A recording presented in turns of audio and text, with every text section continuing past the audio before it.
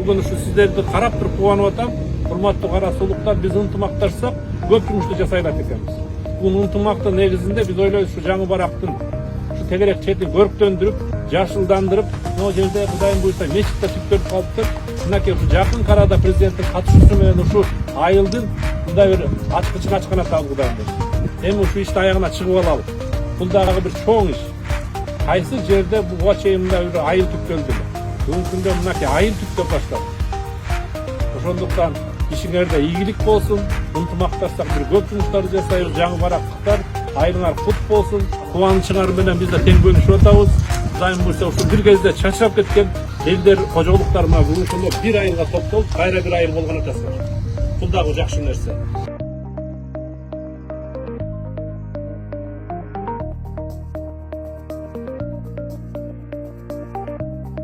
Бүгүн ушу Кара Суу районунда жаңы Барак айылындагы ишембилик ушу жакында ачыла турган айылдын тегерек четин көрктөндүрүп жашылдандырууга багытталган. Бүгүн ушу жалпы ушул жаңы барактыктар ошол эле учурда ушу облустагы райондогу жетекчилер келип ишембиликке катышып отурат.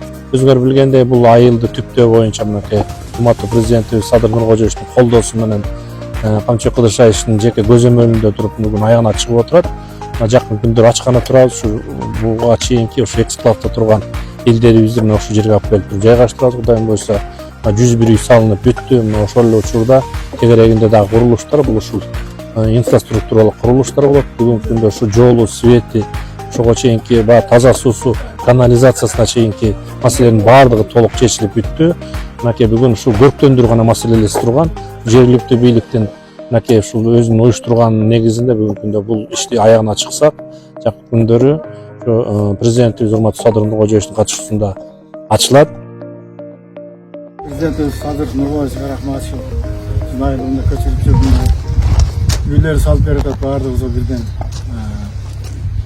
Ушундай баатык шарты менен кааласа ушул баардыгыбыз элибиз көчүп келсе, ачылышын кылып берсе, элибиз журтта абдан ыраазы билдирип атышат.